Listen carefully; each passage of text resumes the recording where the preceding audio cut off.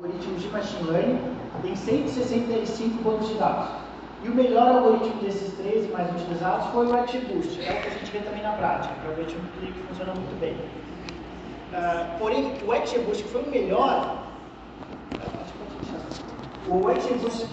que foi o melhor, ele ficou em média em terceiro lugar em cada banco de dados. Então, o melhor, ele fica em média na terceira posição em cada banco de dados. Aqui aparece. Tá? Então, mesmo o melhor, ele quase nunca ganha. Então, vale a pena testar uns 3 ou 4. Tá? Que hoje, e esses artigos são muito importantes, que comparam no mesmo banco de dados, todos os algoritmos, etc. Hoje, a gente tem como padrão ouro XGBoost, CatBoost, LightGBM, Random Forest. Tá? E, como eu falei, o TAG-PFE, que é um algoritmo que saiu recente, essa última grande comparação de algoritmos que fizeram, ele foi muito bem. Tá? Então, a gente está começando a incorporar no laboratório também. Tá? Mas nem sempre vai ganhar os melhores. Vale a pena você testar uns 3 ou 4. Tá? Se for testar apenas um, o padrão hoje é usar o XGBoost. Tá? Porque ele funciona bem, ele é rápido, todo mundo conhece. Tá?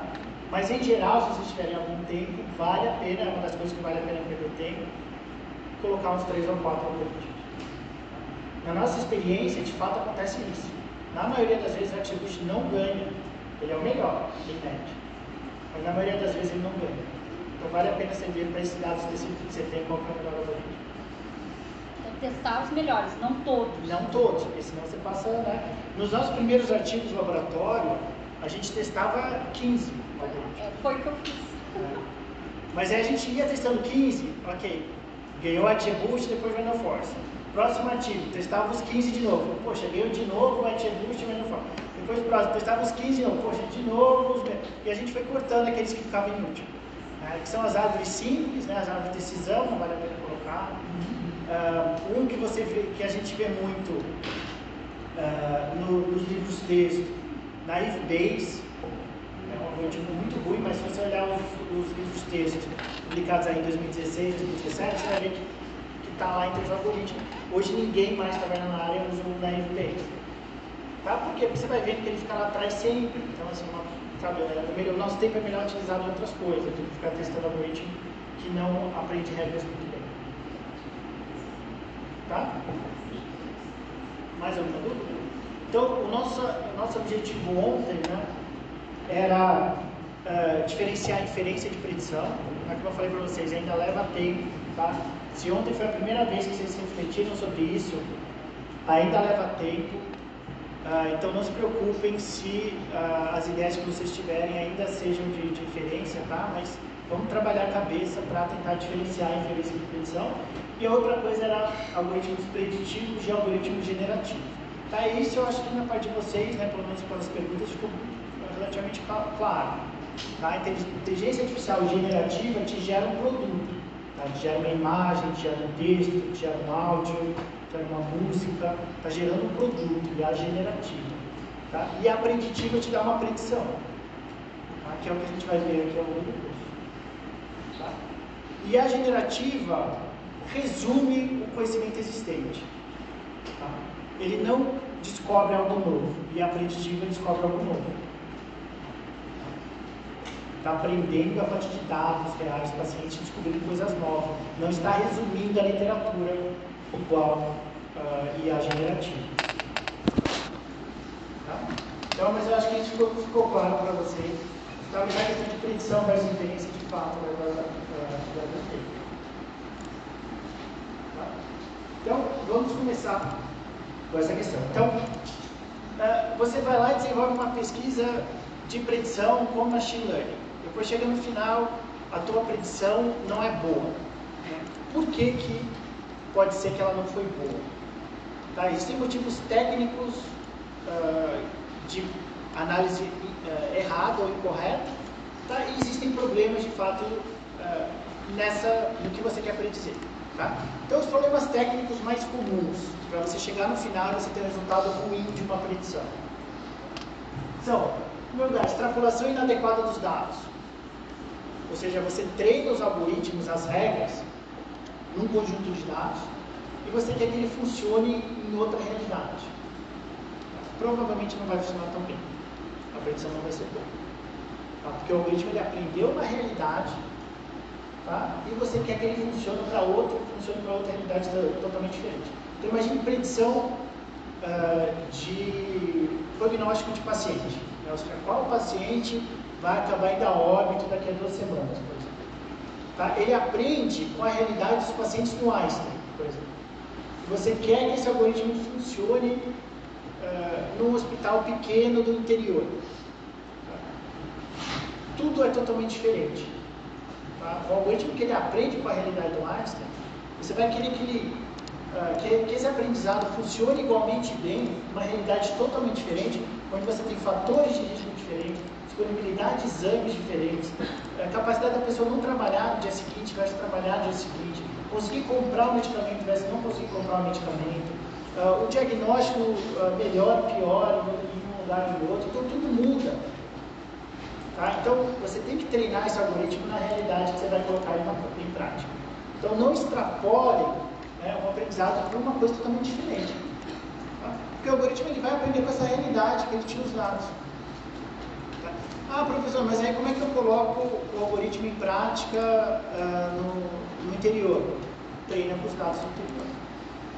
Ou faz alguma técnica, como eu falei com vocês ontem, de aprendizado de transferência. Então, onde você tem um aprendizado numa região que você tem mais dados, ou dados de melhor qualidade, você aprende o básico sobre esse problema de saúde, e você faz um ajuste fino com a realidade do local que você vai colocar em prática. Tá? Isso a gente chama de aprendizado de transferência. Tá? Mas assim, você deixar um aprendizado numa realidade, querer que ele funcione em coisas totalmente diferentes é bem difícil. Provavelmente não vai funcionar. É o que faz todo sentido no mundo. Tá? Segundo lugar, pré-processamento inadequado, a gente vai ver hoje. Tá? Então você não deixou os dados do jeito que o algoritmo gosta de receber esses dados para aprender. Terceiro lugar, que a gente tem falado bastante, sobre ajuste. Ou seja, o algoritmo ele não está aprendendo o que está acontecendo, ele está decorando os seus dados. É um dos maiores desafios que a gente tem na machine learning. O algoritmo quer decorar. Por quê? O algoritmo não entende o conceito de futuro, tá, gente? Em machine learning a gente quer que ele acerte o futuro, mas o algoritmo não entende nada disso. Ele entende que ele tem que acertar. Tá? Esse é o incentivo que ele tem. Ele quer diminuir o seu erro. Tá? É isso que orienta o aprendizado do algoritmo. O algoritmo que vai ajustando o seu aprendizado, as suas regras, a partir do fato que ele vai errando ou acertando o resultado. É isso que acontece. Tá? Então, qual que é a melhor forma de um conjunto de regras super inteligentes de acertar tudo? É simplesmente decorar. Porém, ele não vai funcionar bem no futuro. Como é que a gente resolve isso? A gente vai ver o grande conjunto de técnicas que a gente tem para evitar que o algoritmo decore esses dados. Porque é isso que ele quer decorar. Tá? Por que ele quer decorar? Porque ele quer acertar, e a melhor forma de acertar os dados que ele tem é decorando. Tá? A gente vai dificultar a vida do algoritmo. Tá? Isso é uma questão interessante e importante em machine learning. Tá? A gente vai piorar o algoritmo para os dados que ele tem hoje. É isso que a gente está fazendo quando a gente botar o sobreajuste. Tá? Por quê? Porque a gente está impedindo dele de ser perfeito. O que é ser perfeito é decorar todo mundo. A gente vai impedir ele de fazer isso. Tá? Então, ele vai piorar os dados que ele tem hoje, mas ele vai melhorar os dados futuros, que é o que importa. Ficou claro essa ideia? Tá? Então, o algoritmo ele quer acertar tudo, ele vai decorar. A gente vai falar, não pode acertar tudo, eu vou dificultar a tua vida, vou impedir você de decorar esses pacientes. Ele vai piorar para esses dados que ele está aprendendo hoje, mas ele vai melhorar os dados futuros, os 30% que está de fora, que é o nosso objetivo. Não importa o acerto dele nos dados que ele tem hoje. É uma coisa que a gente nem reporta nos artigos.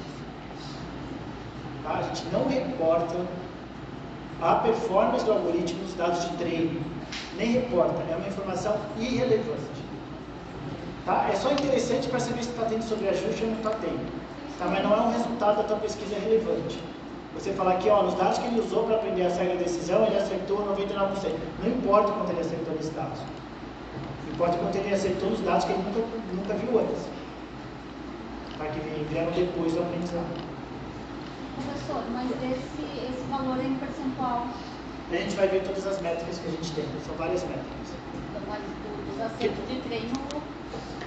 Não é percentual de acerto, né? Porque seria aquela questão da acurácia lá.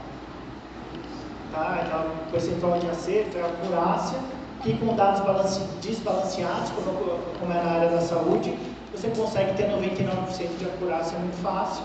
É só ele falar não para todo mundo. Tá, não, mas isso tu vai ver depois, nos dados de teste. De teste. Mas no treino você consegue ver também. Também consegue ver. Ver o quê? Tem também as mesmas métricas, que a gente vai ver a área abaixo da curva, sensibilidade, especificidade, valor preditivo positivo, valor preditivo negativo, F-score, dá para ver no treino e no teste. Tá? A grande questão é que no treino é irrelevante essa informação. Mas para ver sobre ajuste... Para ver sobre ajuste é interessante você ver, por que ele está errando? Porque ele estava perfeito no treino e está muito ruim no teste, ou seja, ele está com sobreajuste. Aí tudo bem, mas não é um resultado de pesquisa, é um resultado de você ajustar o algoritmo no teu treinamento. Porque eu estou com resultado mínimo. Estou falando isso agora, é uma das questões que a gente estava levantando. E o que é um parâmetro? Depende de cada pesquisa, vai ser um parâmetro sobre o que é o sobreajuste. Não tem um valor exato, tá? Mas a gente vai ver essa questão aí, do que é um bom resultado e o que não é um bom resultado, tá? Preditivo. Tá? Mas essa é só uma das opções, né? Uma das possibilidades que você está tendo o resultado bom. A quarta é a validação inadequada da qualidade dos algoritmos. Tá? Ou seja, você não está a tua forma de analisar a qualidade do algoritmo não está boa. A gente também vai ver isso hoje, na segunda parte da aula. Tá? Então esses são os problemas técnicos. Imagina que você fez tudo certo, você fez esse curso, você seguiu todas as regras desse curso e mesmo assim a tua predição é ruim. Acontece bastante, tá? Machine Learning não é milagre, Machine Learning não é magia, é aprendizado via dados. Tá? Se você tem preditores fracos, o algoritmo não vai fazer isso. Não é magia, não é milagre. Tá? Se você nenhuma variável prediz bem o teu desfecho, o que o algoritmo vai fazer aqui? Vai fazer o melhor que dá, que vai ser ruim. Tá? O algoritmo não faz milagre. Se você não tem variável que prediz bem o teu desfecho, não tem o que ele fazer ali. Tá? Então eu quero predizer se a pessoa vai ter infarto daqui a 5 anos e só tem informação sobre quantas camisetas amarelas a pessoa tem em casa. Vai ser péssima essa predição. E pode colocar o melhor algoritmo do mundo, fazer tudo certinho, não tem como. Tá? O preditor é fraco. Tá? Não prediz, não importa o que você faça aqui. Não prediz. O número de camisetas amarelas não prediz infarto em 5 anos. Se eu tiver absoluta certeza que tudo lá está certo, eu posso afirmar que as minhas preditoras são fracas? Preditor fraco ou muito poucos dados, tá? Não o suficiente para o algoritmo, mas a maioria dos casos é preditor fraco. Tá? Mas às vezes você tem dados, sei lá, de 30 pacientes, difícil aprender com 30 pacientes. Tá? Ou, terceira opção, o problema de saúde não é predizível. O que eu não conheço nenhum problema de saúde que não seja predizível. Tá? Eu não conheço nenhum problema de saúde que, dada a informação que você quiser sobre esse problema de saúde prévio, você não consiga predizer. Eu não conheço. Se alguém conhecer algum problema de saúde que venha absolutamente do nada, por favor, me conte. Eu não conheço nenhum problema de saúde que venha absolutamente do nada. Tá? Às vezes as pessoas falam, bala perdida. Mesmo bala perdida. A diferença de eu tomar uma bala perdida e uma pessoa que mora em uma comunidade de tráfico é muito diferente. Tá? Ou que tem alguma ligação com violência, com problemas de violência, ou que mora em uma região muito violenta, é completamente diferente. Tá? E até o caso que mais aleatório, né, que seria uma bala perdida, até isso não é tão aleatório assim. Tá? Se eu tiver toda a informação sobre essa pessoa, onde ela mora, onde ela anda de manhã, qual é a taxa de tiroteio de onde ela mora, qual é a criminalidade de onde ela mora, onde é que ela vai trabalhar, o que ela faz, se tiver informação perfeita dessa pessoa, eu vou conseguir relativamente predizer bem até esse evento que parece totalmente aleatório, que é tomar uma bala perdida. Tá? Que diga os outros problemas de saúde que são menos aleatórios. Oi? Georreferenciado, exatamente. Você saber exatamente qual o caminho que a pessoa faz e quantos tiroteios tem nessa região que ela caminha todo dia. Se você tiver essa informação, você consegue predizer bem. Tá? Então, falando, mas eu não tenho essa informação. Então, você tem preditores fracos. Tá? Não é porque o problema não é predizível, é porque você tem preditores fracos. É predizível, mas você não tem a informação de quantos tiroteios tem no caminho que ela vai para casa, então você tem preditor fraco. Tá? Não é porque o problema não é predizível. Tá? Isso, de novo, estou falando da coisa mais aleatória que tem em saúde, que é se tomar uma bala perdida. Os outros problemas de saúde, então, muito mais predizíveis. Tá? Normalmente não é porque não é predizível, é porque você não tem o dado que você gostaria de ter para predizer esse fenômeno. Tá?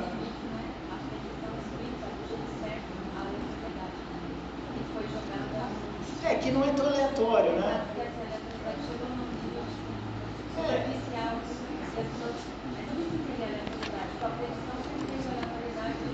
Você consegue modelar as coisas desconhecidas, né? Os preditores desconhecidos. Pode falar. É uma dúvida que eu tenho assim, existe algum limite temporal para fazer a predição? Então, essa é outra questão, né? Em 5 anos, mas eu posso prever em 10 anos, 15 anos. As variáveis preditoras, né, vão variar segundo o tempo de distância para o desfecho. Tá? Se eu quiser predizer algo que vai acontecer um infarto daqui a 2 horas, né, as variáveis que eu vou querer vão ser diferentes do infarto daqui a 5 anos, por exemplo, ou daqui a 10 anos, por exemplo. Tá? Então, assim, o que é variável forte e fraca depende também do tempo. Tá? E a capacidade da gente predizer também depende do tempo. Tá? Mas, assim, de novo, não existe nenhum fenômeno de saúde completamente aleatório. O que você tem, se você chega no fim, faz tudo certinho e não consegue uma boa predição, você não tem o preditor correto, os preditores corretos para fazer essa predição. Tá? Isso é uma coisa bem importante para a gente. Tá? É um erro bem comum que as pessoas fazem. Né? Elas chegam no fim, não dá uma boa predição, elas acham que tem algum problema na análise. Não, normalmente é problema nos dados. Você não tem os dados que você deveria ter para predizer esse fenômeno. Certo? Então, essa ideia deve ser de vocês.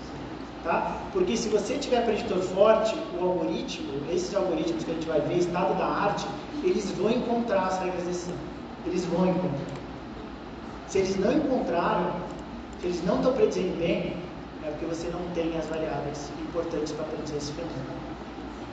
Tá? Então, a conclusão final nunca é, não dá para predizer esse fenômeno. Não façam isso. Tá? Eu não conheço nenhum problema de saúde que não dê para predizer. Talvez exista, eu nunca vi nenhum hoje que, dada a informação perfeita, todos os preditores que você gostaria de ter, você não consegue predizer, que é uma coisa que vem totalmente do nada, não existe. Em geral, você tem o quê? Não tem os preditores corretos, os ideais. Os meus preditores são os biomarcadores da diretriz clínica de acompanhamento nacional dos pacientes. Esse é o problema. E aí a gente queria saber se esse... Então, é um resultado interessante. É isso que eu estou querendo dizer. No momento que me diz isso, eu estou querendo ver se esses biomarcadores serviriam para a prática de predição, mais do que apenas... Resultados negativos às vezes são muito interessantes. É isso que a gente queria saber. Porque aí você fala, o que você fala nesse caso? Você fala que, as diretrizes estão pedindo para eu coletar coisas erradas. É isso que a gente queria ver, era exatamente isso. É o resultado. A gente usa às vezes isso daí, por exemplo, questionários, né? Usa esses questionários para diagnosticar essa doença. A gente vai lá, usa todas as informações do questionário e descobre que não dá para predizer essa doença. O questionário está errado. Tem que mudar esse questionário. Tá? Eu estou usando todos o estado da arte, coisa que eu já mostrei em várias outras doenças, que dá para predizer muito bem, perfeitamente, as doenças. Mas com esses dados, para essa doença eu não consigo. Estamos coletando informação errada. Uma das coisas que foi levantada, geralmente é levantada, que se pegam pacientes em hemodiálise, assim, o córtex é muito difícil, pega gente que está há 20 anos, há 10 anos, há 5 meses, então é muito heterogêneo o perfil biológico e clínico. A gente conseguiu fazer uma corte só com incidentes, que é uma coisa muito demorada, e a gente conseguiu fazer um N de 1800 para avaliar. E a gente está tendo resultados muito ruins e a gente já está pela segunda vez fazendo todo o pré-processamento de dados para ter certeza que a gente não cometeu nenhuma gafe. E a gente está tendo resultados ruins, então... Mas é um resultado interessante. Se vocês fizeram tudo certinho e ainda assim o resultado dá uma predição ruim, você usando o biomarcador dos protocolos que são indicados para predizer esse fenômeno e tal, é um resultado muito interessante. Você vai lá e fala que, temos que mudar esses biomarcadores. Esses biomarcadores não predizem bem esse desfecho. A gente está usando o estado da arte, fazendo tudo certinho. Esses algoritmos que predizem 1 milhão de coisas extremamente bem, que aprendam qualquer regra de decisão, chega aqui, para esses dados, eles não estão predizindo bem os dados, os biomarcadores são outros. É isso que a gente estava É um querendo resultado super aplicar interessante. machine learning para avaliação Se você de colocar, tecnologia em saúde, que é se você colocar o artigo nesse sentido, é um artigo para publicar na melhor revista da área. Você fala aqui, ó, temos que mudar os protocolos todos. Isso aí que a gente está coletando não serve. Existe uma mínima de dados para eu concluir que o pesquisador é fraco, o que não é pouco dado para o paciente? Esse é o desafio, né? Não existe essa informação, tá? Mas assim, uma coisa que eu falo para vocês, quando o preditor é forte de verdade, a gente tem exemplos de menos 100 pacientes. Tá? É uma questão de magnitude, né? O que é preditor forte, o que é preditor fraco, depende, tá? É um espectro aí. Mas quando o preditor é forte, às vezes você consegue com 100 pacientes. Mas eu não consigo 100 pacientes, eu preciso que o preditor não é forte. É uma grandeza, né? Forte é uma questão relativa, né? Preditor forte ou não é uma questão relativa. Tá? Mas assim, se você conseguir, né, a gente vai ver o que é uma boa performance no algoritmo, tá? Mas às vezes você está lá batendo na trave de uma boa performance, né, vale a pena coletar um pouco mais dados, né? Por exemplo, se você tiver 100 mil pacientes, aí já era, não tem predição boa, é porque o preditor não é forte. Mas aí se você tem 200, 300 e está lá batendo na qualidade, já vale a pena você coletar mais alguns dados. Se o fenômeno é por raro, isso prejudica a qualidade da atenção? Prejudica porque tem menos exemplos, né? E porque, né, qual é o objetivo do algoritmo? A gente vai ver que a gente usa umas métricas difíceis do algoritmo roubar. Mas qual é o objetivo do algoritmo? É acertar. Né? Se o fenômeno ocorre em 1% das pessoas, tá? Na dúvida ele fala não. Ele vai chegar muito mais perto dessa ideia de acertar, tá, do que se ele... Então ele quase nunca fala sim, ele dá uma probabilidade. Mas aí a gente joga uma malandragem por cima do algoritmo, porque o algoritmo não dá como resposta sim e não, ele dá uma probabilidade, que é muito melhor, né? Daí o algoritmo, imagina, um desfecho que só ocorre em 1% da população. Tá? O algoritmo ele vai falar o quê? Não vai dar 50% para ninguém, isso eu garanto para vocês. Tá? Acima de 50% para ninguém. Tá? Isso é uma questão importante. Então, se tiver um problema de saúde que você quer predizer que ocorre em 1% da população, ninguém vai ter mais de 50%, eu garanto para vocês. Tá? A não ser que tenha um preditor perfeito, etc. Mas em geral, ninguém vai ter 50%. O algoritmo vai falar que todo mundo é menos de 50%. Por quê? Porque ele sabe que todo mundo é zero, todo mundo é não. Tá? Então, ele só vai falar que é uma percentual alta quando ele tiver muita certeza. Tá? E aí a gente faz o quê? A gente joga uma malandragem. Ele foi malandro com a gente, de botar todo mundo com baixa probabilidade. A gente joga uma malandragem por cima dele. A gente faz o quê? A gente fala que todo mundo acima de 20% é assim. Melhora bastante as métricas do algoritmo. Tá? Melhora a sensibilidade, especificidade, valor preditivo positivo, melhora tudo. A curva ROC não melhora porque a curva ROC leva em consideração essas diferentes thresholds. Tá? Mas os outros performances melhoram. Tá? Então o algoritmo ele vai puxar todo mundo para baixo, beleza, então eu vou considerar todo mundo que você dá mais de 20% como sim, e aí melhora bastante. Tá? Então, de fato, quando é muito desbalanceado, as métricas vão ser ruins, mas tem alguma estratégia aí que a gente consegue. E lembrando, né, o algoritmo está tentando acertar o máximo possível, esse é o objetivo de vida dele. Tá? E aí, quando todo mundo é zero, quando todo mundo é não, ele vai puxar todo mundo para baixo. Certo? Então, isso aqui é muito importante, tá, gente? Então, primeiro motivo para dar errada a predição: técnica errada. Alguma dessas coisas foram feitas erradas. Você fez tudo certinho, igual o curso aqui, continuou dando uma predição ruim, preditor fraco. Tá? Não é porque o evento não é predizido. Tá? Cuidado. Parece uma coisa pequena, uma nuance, mas é importante isso, vocês colocarem isso claramente no artigo de vocês. Tá? Nenhum problema de saúde não nenhum problema de saúde é totalmente aleatório. Você que não tem as variáveis certas. E às vezes é um resultado totalmente irrelevante, né? Você acaba nem publicando isso, porque às vezes você está usando umas variáveis que não tem nada a ver com o desfecho mesmo. Tá? E você falar que essas variáveis não predizem bem o desfecho é meio óbvio. Então não é um resultado científico relevante. Porém, no caso dela, é um resultado científico relevante. Tá? São variáveis que são recomendadas pelos protocolos médicos serem coletadas para predizer esse evento. Você vai lá, faz tudo certinho, não prediz o evento, essas variáveis precisam mudar. Você precisa escrever um novo protocolo, sugerir novas variáveis. Fala aqui, ó, isso daqui que a gente está coletando está errado, vamos coletar outras coisas. Tá? Mas na grande maioria dos casos, infelizmente, é que você não tem as variáveis que você gostaria de ter. Aí o resultado é um pouco interessante. Você fala aqui, ó, essas variáveis que eu coletei por outras coisas não dizem bem essa coisa. É óbvio que não é dizer bem, e foi para isso que elas existem. Mas quando elas são coletadas para isso, até o resultado negativo é interessante.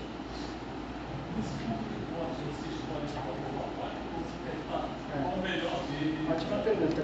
Então, por exemplo, eu tenho um desfecho que ocorre em 5% da população. Eu quero predizer esse desfecho. Tá? Pode ser morte dessa pessoa em 1 ano, pode ser infarto em 10 anos, sei lá, se você quiser. Ocorre em 5% da população. Tá? A gente sabe o que? O algoritmo vai jogar tudo para baixo. A probabilidade de todo mundo lá para baixo. Provavelmente ninguém vai ter 50% para cima, vai ser tudo lá para baixo. Tá? E como é que você define esse ponto de corte? Uma regra de bolso que a gente tem usado em muitos grupos, uma outra coisa, muitas das coisas que a gente usa no laboratório, a gente foi usando, que a gente foi vendo na prática, e de repente a gente começou a ver que focando em outros artigos, que outros grupos foram descobrindo, independentemente das mesmas coisas. Uma dessas regras de bolso é essa. Então, onde é que você coloca o sarrafo ali? Você coloca na distribuição dessa própria variável. Tá? O quanto essa variável está presente. Então, 5% das pessoas têm. Cada paciente que tiver mais que 5% de probabilidade, a gente vai considerar como 5. Tá? Então, eu quero predizer o problema que acontece em 5% da população. O meu algoritmo deu 6% para essa pessoa, ela está acima do esperado, a gente vai falar que essa pessoa vai ter essa doença. Tá? E aí a gente calcula as métricas para ver se faz sentido, e em geral faz muito sentido. Tá? O algoritmo está dando uma probabilidade acima da média dessa pessoa ter esse problema. Acima do esperado, né? Porque a média populacional esperada é 5% para essa doença específica. Se o algoritmo fala 7, 8, está acima do esperado. Talvez essa pessoa daqui é um risco. Tá? E aí colocar o sarrafo ali e algumas métricas melhoram. Em geral, melhora bastante. O fator de proteção seria uma análise precisa também? Em que sentido? A gente consegue avaliar quais fatores aumentam a chance daquela atingir um desfecho. Diferença. Sensor de diferença. Tá? Sensor de diferença. Tá? Você quer ver se esse problema de saúde é fator de risco para o desfecho, tem que fazer um estudo de diferença. Tá? Porque não é o efeito independente dessa variável, é o efeito dessa variável no meio da bagunça toda. Tá? Não quer dizer que essa variável tem qualquer efeito, porque ela pode ser uma proxy de outra coisa, ela pode ser um mediador de outra coisa, não importa. Tá? Ela só é um bom preditor. Tá? Às vezes ela não tem nenhum efeito, o UTI não tem efeito em óbito, tá? Efeito em aumentar o risco de óbito, mas é um preditor que aumenta a predição de óbito.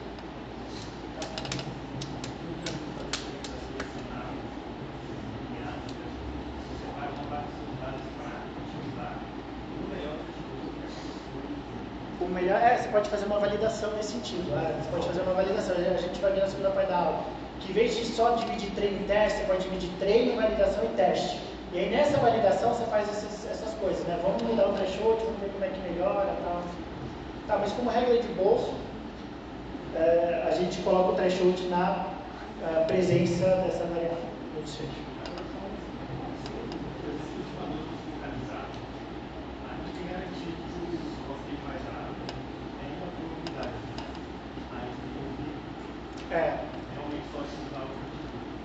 É um grande problema, né? Porque nesse caso desbalanceado ele está claramente descalibrado. Tá? Tanto que a gente está tendo que fazer um golpe por cima do algoritmo quase. Daí entraria, né, alguma técnica de recalibração, etc. Ou você só falaria alerta, não alerta, sabe? Você não daria uma probabilidade para o médico, você falaria, esse paciente aqui tem, o algoritmo colocou uma flag como de risco. Você não passaria uma probabilidade, porque claramente as probabilidades são muito ruins. Ou colocaria uma técnica de calibração, como a gente mencionou. Mas até hoje a gente não encontrou nenhuma técnica muito boa. Certo? Fundamental isso, hein, pessoal?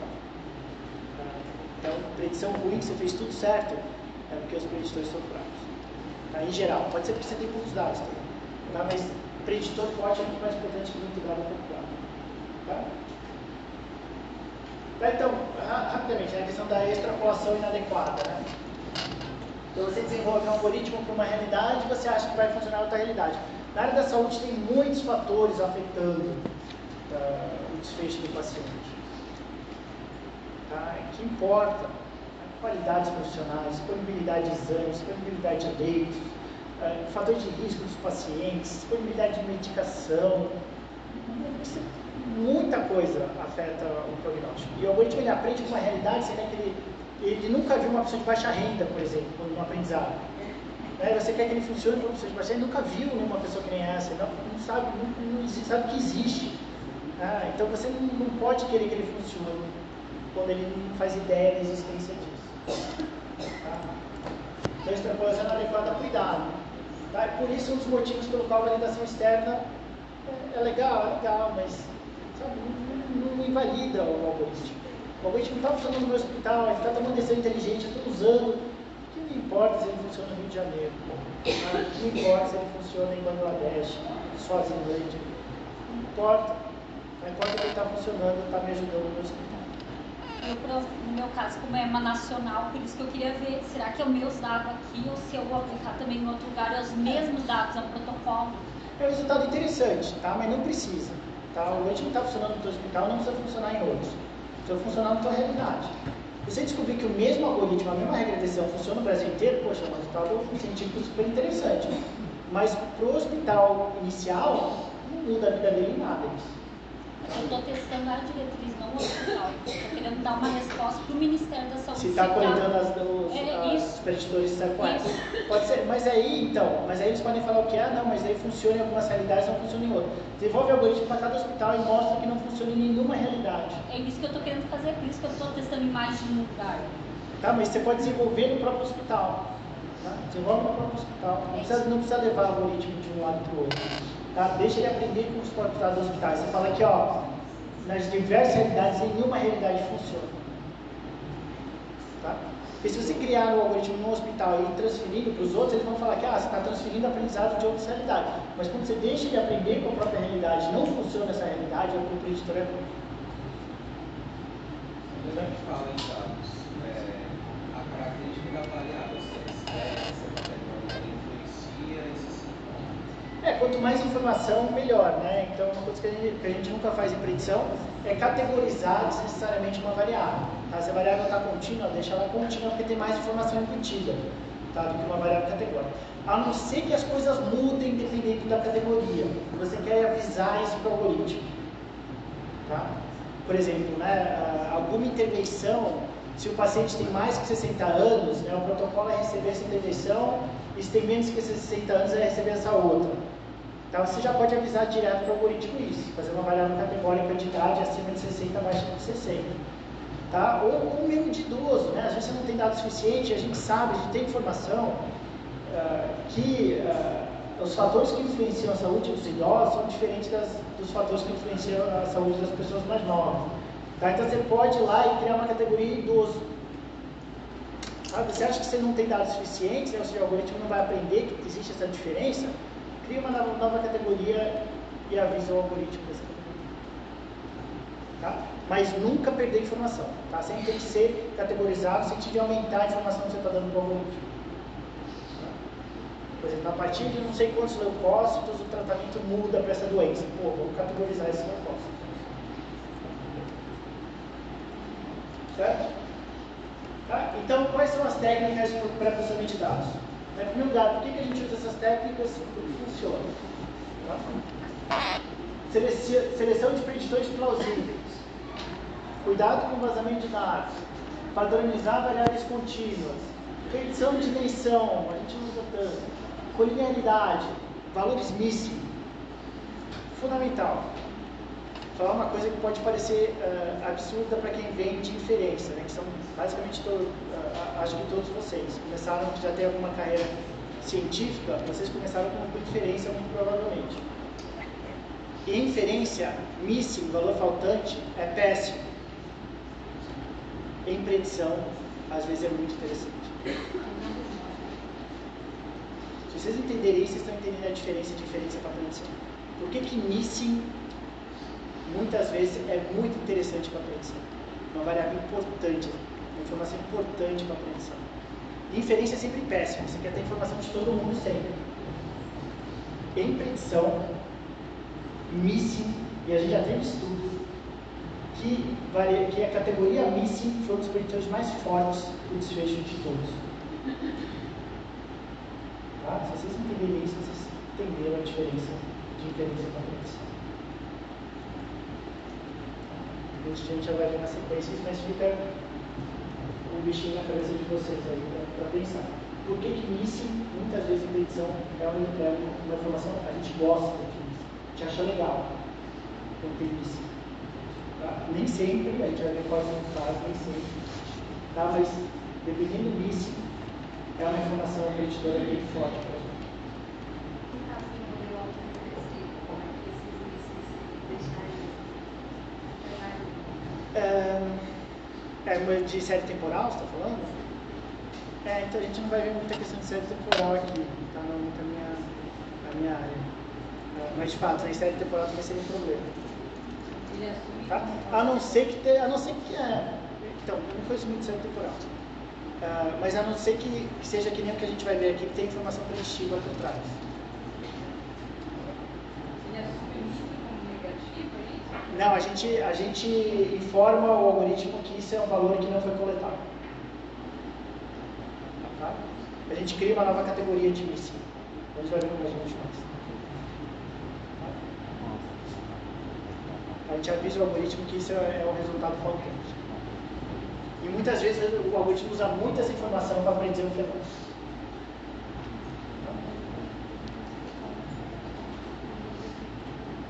Certo? Ficou claro?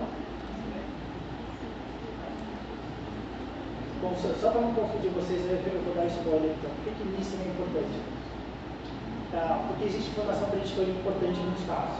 Tá? Imaginem o caso de que você está coletando mobilidade de um idoso. Tá? Você quer predizer risco de óbito de idosos, a gente já teve estudo assim. Você quer predizer o risco do idoso morrer no próximo ano. E uma das variáveis que você coleta é mobilidade do idoso. Ou seja, a velocidade, o número de segundos que o idoso leva de bater a mão na parede e voltar.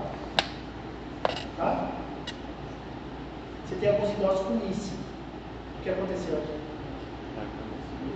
O idoso não conseguiu ir lá. Você não tem informação de quantos segundos ele levou. É missing. A variável é o número de segundos que o idoso levou para bater a mão na parede e voltar. Missing. Não existe essa informação. Tá? Não existe número de segundos. Informação preditora de risco de óbito desse idoso migracional. Não tem número de segundos. Tá? Certo? Quantas refeições que outra informação? Às vezes paciente internado, peso desse paciente. Não consegui coletar essa informação. Ou seja, o paciente não está capaz de se levantar. Informação preditora relevante. Ficou claro essa ideia? Porque missing, às vezes, é informação preditora relevante. Teste cognitivo. Eu vou lá na casa do idoso e falo, tem um teste cognitivo para ele fazer. Ele não consegue nem olhar para o teste. Não consegue responder nada. Não tenho resposta para essa pergunta. Pergunto para o idoso, até que ano você estudou? E o idoso não responde, não sabe responder. Não lembro, não sei. Missing. Informação preditora relevante de risco de saúde, de risco de óbito desse idoso. No caso de biomarcadores, não é interessante não ter o valor que a gente tem usado KLM. Eu estou usando coisas bem específicas, né? Porque houve uma vez que um aluno veio falar para mim, professor, ótima notícia, eu tenho um monte de missing nos meus dados, porque não fizeram a pergunta para esse idoso. Entendeu? Uma informação preditora. O questionador não foi na casa desse idoso. Entendeu? Uma informação preditora. Não foi coletada essa variável porque a gente ficou sem dinheiro para coletar essa variável. Entendeu? Uma informação preditora. Então você tem que ir caso a caso, tá? Tem que ir caso a caso. Tá? Então tem que ver se tem um motivo consistente, relevante, pelo qual essa informação não foi possível de ser coletada. Isso tem informação preditora. Para inferência isso sempre é péssimo. Tá? Por exemplo, eu quero ver o efeito da capacidade cognitiva do idoso no óbito, a associação de cognição com risco de óbito. E não tem informação desse teste cognitivo. Perdi esse idoso, péssimo, perdi esse idoso. Tá, você imputa, mas em geral você perde esse idoso. Para machine learning não. Para predição, não conseguiu fazer esse teste com esse idoso e eu quero predizer o óbito, ótima informação predidora. Tá? Míssil, não foi possível fazer esse teste com esse idoso. O idoso não conseguiu responder as perguntas. Informação predidora. Para inferência seria péssimo. No caso do marcador que ela mencionou, fala que o míssil do marcador, ele também traz uma informação de memória próxima às técnicas diagnósticas, né? Por exemplo, quando você trabalha com base de uma instituição, por exemplo, uma instituição hospitalar central, tem várias bases. Se você tem um míssil do marcador, provavelmente aquela instituição ela vai ter uma menor. Sim, nesse sentido acho que faz sentido. Se o objetivo for predizer o risco desse paciente, o risco de óbito desse paciente, né, e você, essa instituição não está coletando, né, essa informação, provavelmente ela é uma instituição mais, em média, mais relapsa e talvez o risco desse paciente morrer é maior. O tratamento não vai ser tão direcionado, né? Exatamente.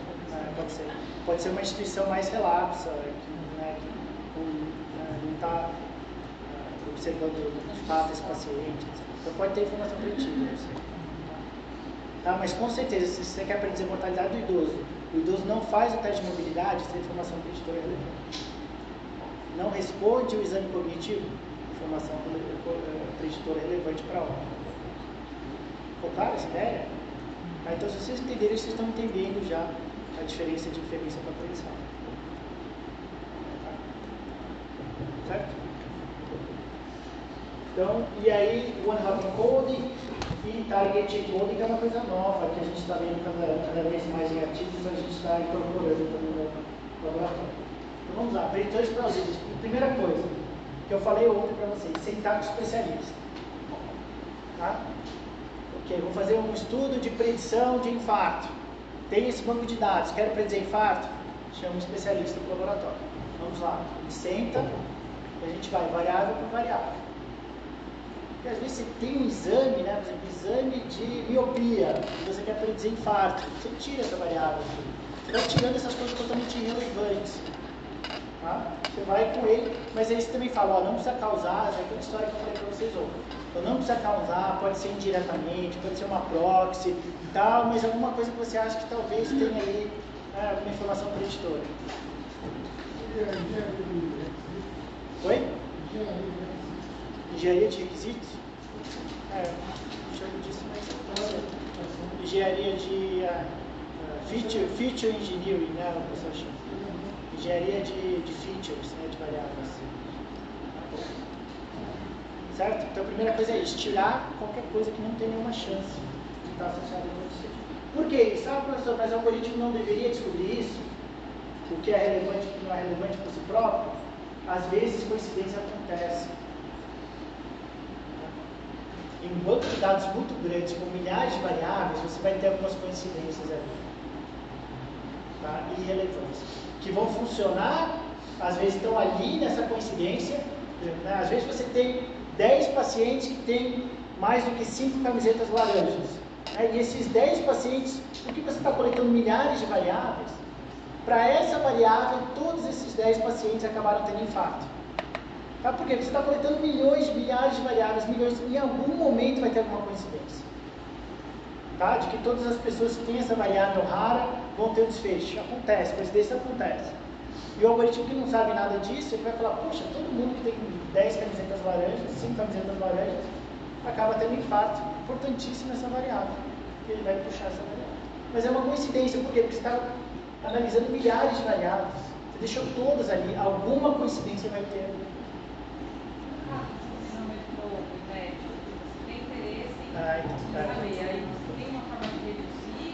Genética, né? Genética é um exemplo disso. Né? Então, quais genes, né? Você tem aí, né? Não sei quantos milhares de genes. E aí, como é que você vai pré-selecionar qual gene você vai ver que ter a possibilidade de predizer essa doença quando você não tem nenhum estudo sobre isso antes. Tá? Aí a gente vai ver que a gente faz técnicas como PCA, de redução de dimensão. Tá? Porque aí você não tem essa base teórica por trás. Tá? E aí você faz essa teste, você pode fazer algum teste estatístico e tirando estatisticamente, mas preferencialmente é isso aqui, é via conhecimento teórico. Preferencial teórico. Tá? Se não existe referencial teórico, você pode usar algum método estatístico por trás. Tá? Mas de novo, com o risco de alguma variável de coincidência ficar aí no meio. Tá? Então, exemplo, né? Nós de análise de dados, né, sempre falamos a mesma coisa. Associação não é causalidade, né? E de fato você encontra muito disso, né? Quando você compara milhares de variáveis com milhares de variáveis, coincidência acontece, né? Esse é o exemplo que o pessoal sempre coloca. Esse site, tylervision.com, é de um pesquisador de bioestatística, que ele começou a correlacionar todas as variáveis que ele encontrou no mundo com todas as variáveis que ele encontrou no mundo. Tá? Então, a grande maioria dessas variáveis não tem nada a ver, porque elas não têm nada a ver uma com a outra. Tá? A grande maioria você não tem nenhuma correlação entre elas, mas vira e mexe você encontra isso. Tá? O número de filmes do Nicolas Cage relativamente bem correlacionado com o número de pessoas afogadas em piscinas. Tá? Então, quando uma variável está estável, outra está estável, uma desce, outra desce, outra sobe, outra sobe, outra sobe. Mas por quê? Porque ele comparou milhares de variáveis com milhares de variáveis, alguma coincidência vai acontecer. Tá? E o algoritmo não sabe nada, ele vai olhar isso e vai falar, poxa, ótimo preditor aí para afogamentos. Não é. E por que isso é um problema, gente, em machine learning? Pô, professor, mas está correlacionado, é um bom preditor. É um bom preditor até agora. O que é importante em machine learning? Futuro. O que vai acontecer aqui no futuro? Não vai ter mais correlação. É só uma coincidência. Não vai ter mais correlação. Não tem nenhuma coisa, não está afetando um, não está predizendo o outro. Tá? Então no futuro não vai ter, e o futuro é que importa. Tá? Só importa o futuro. Tá? Nos anos seguintes, não vai ter nenhuma associação entre elas. Tá? Vai voltar a ser totalmente aleatório. Tá? Foi uma coincidência momentânea aqui. Tá? Então, o que importa em machine learning é o futuro. Futuro, essa variável é uma peça no preditor. Exatamente. Tem isso. Regressão em relação à média, né? Às vezes, né, as coisas... se você busca, né, você acaba encontrando essas associações que não vão se manter no futuro, tá? Certo? O mais comum é aquela questão, né? Quando está chovendo muito numa região, o governo contrata alguém para fazer alguma magia para parar de chover, né?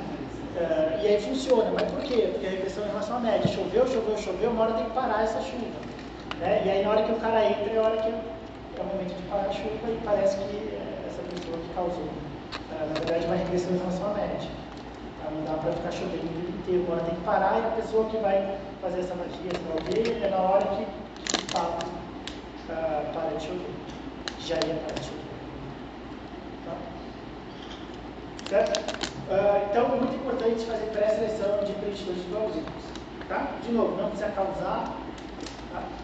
Só precisa constantemente predizer diretamente, se é uma proxy, se é um mediador, o que vocês quiserem. Outra coisa muito importante, vazamento de dados. É um dos erros mais comuns que a gente vê em machine learning durante o pré-processamento. É você deixar uma variável que vem depois do desfecho. Por diversos motivos pode acontecer. Tá? Um exemplo ali, a gente escreveu uma carta ao editor. Escreveu ela em 2018, ela foi publicada em 2021 só, uma carta. Que era o quê? Os primeiros artigos de machine learning que saíram, que fez a predição de hipertensão. Né? Qual paciente vai ter hipertensão no próximo ano? E usou dados de prontuário. Tá? Então, usando dados de prontuário em 2018, isso está bem no início de machine learning. A gente usava ainda algoritmos que não eram tão bons, não faziam predições tão boas, tal, e esse artigo conseguiu uma predição assim, perfeita, muito boa. Aí a gente, né, vamos analisar o que eles estão fazendo diferente, porque a gente nunca conseguiu uma predição tão boa para nada em saúde, com as técnicas que a gente tinha naquela época. Vamos analisar no laboratório, a gente, né, fez seminário para discutir esse artigo e aprender com esse artigo. Qual foi o problema desse artigo? Eles fizeram predição se a pessoa ia ter hipertensão no próximo ano, usando dados de prontuário. Eles fizeram todo o artigo, tá, ótimas predições, muito bom, e usando tudo que a gente fazia sempre, a gente nunca tinha um resultado nessa qualidade. A gente que estranho. A gente foi ver no apêndice. O apêndice eles fizeram análise das variáveis mais importantes para o algoritmo. A coisa que a gente vai ver aqui, o Shapley. Tá? A gente faz no fim, a gente vê quais variáveis o algoritmo olhou bastante. Tá? E aí, bem escondido, tá? Eles mencionavam no artigo as variáveis mais importantes, mas eles mencionavam a sexta para frente das mais importantes, que era bem estranho. Por que você faz uma análise de predição, você menciona a sexta variável mais importante foi essa, a sétima foi essa, a oitava, a nona. Você não mencionou as 5 primeiras mais importantes. Muito estranho. A gente foi ver lá no anexo do artigo.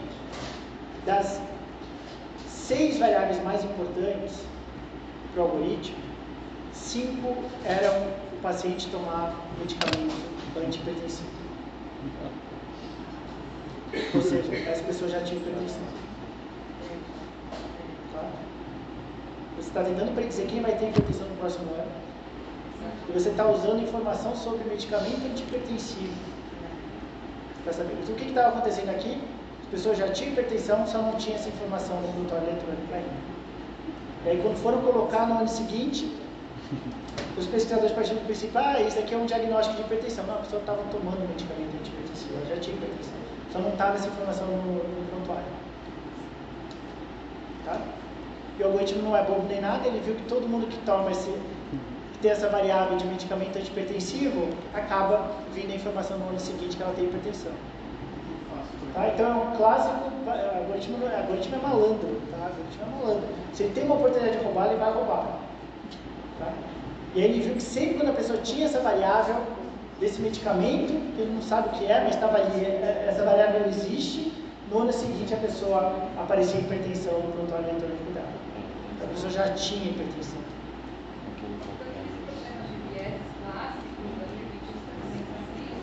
Qual deles? Então, aqui na verdade a gente chama de vazamento de dados, ou seja, é uma variável que veio depois do desfecho. Ou seja, a pessoa já tinha, o teu desfecho aqui é o diagnóstico de hipertensão, a pessoa já tinha sido diagnosticada com hipertensão. Tá? E você está usando uma variável que vem depois do diagnóstico de hipertensão, que é tomar um medicamento antihipertensivo. A pessoa já tinha isso. Tá? E essa variável que você está usando é uma variável que vem antes do desfecho. Na verdade, vem depois do desfecho. Tá? Então o teu predictor tem que vir antes do teu desfecho. Tá? O que você quer predizer? Você usa a Apgar para predizer baixo peso? A Apgar para predizer baixo peso. Então a Apgar ele usa coloração, batimento cardíaco, reflexo nasal, quais são as outras assim? Cianose de cor, né? Frequência respiratória. Pode usar.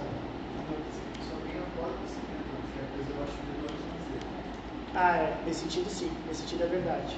Porque você mensura o peso a nascer depois que a criança nasce, o Apgar é primeiro e quinto minuto, né? Muitas vezes a criança ainda não tem o peso. Então eu consideraria vazamento. Tá? Para predizer peso ao nascer, você usaria variáveis da gravidez. Pode ser coletado depois, mas a variável tem que vir antes. Tá? Você pode usar, por exemplo, a escolaridade da mãe. Pode usar. Gravidez anteriores. Pode usar. Tá? Que são informações que são coletadas depois, mas elas vêm antes. Tá? Então, no meio da gravidez, você consegue fazer essa predição. Você consegue perguntar para a mulher essas informações e você vai predizer o peso ao nascer dessa criança.